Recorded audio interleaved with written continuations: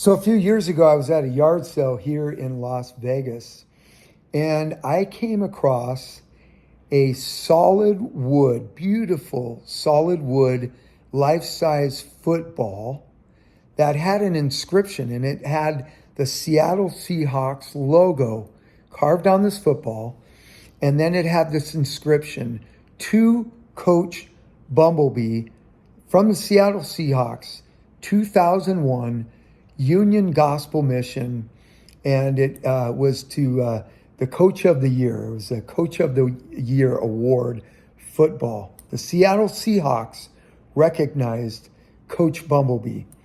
So I find this football. I'm from Seattle. I moved here to Las Vegas in 2016. And I'm like, I got to take this football home. It's here in Las Vegas. So I asked the people how much they want for the football. I think they said like $1 or $2. Obviously, I'm going to take this football home. So I bring the football home. I Google Coach Bumblebee. Nothing shows up. So I had no idea what I was going to do with it, but I knew somehow, some way I was going to hold on to it for the right moment. So fast forward a couple of years later, my wife last year is doing some spring cleaning, goes in a closet and walks out with this football, and she asks me what I want to do with the football. I take the football. At that time, again, I Googled Coach Bumblebee. This time, guys, Coach Bumblebee, a website shows up, and it has it's a page dedicated to Coach Bumblebee. He was a boxing coach for inner city kids in downtown Seattle for many years. He devoted much of his life to coaching these kids, and he had spent many hard-working years being sounds like an incredible boxing coach. And the Seattle Seahawks recognized him by giving him this award in 2001. A few years ago, it said on the site that he passed away. I actually have a good friend in Seattle who has a history of being a boxing coach, along with his late father. His late father was a boxing coach for many boxing greats like Sugar Ray Leonard. So I called my friend and I asked him if he knew Coach Bumblebee. And he said, yeah, I knew Coach Bumblebee really well. My dad used to coach with him. And he said, Joe, matter of fact, this week, they're doing the first annual Coach Bumblebee boxing exhibition.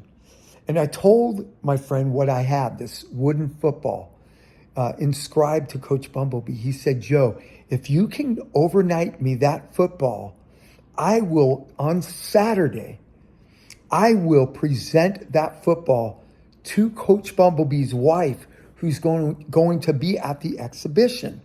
So I overnight him the football, and he brings the football to the exhibition, and Coach Bumblebee's wife is there, and he presents this football to her in ringside, and she is just overwhelmed.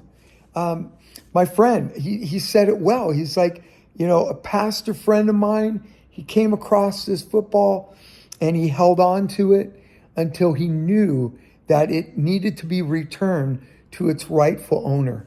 Guys, I can't tell you how blessed I was and am that football went home to Coach Bumblebee to honor him and his life.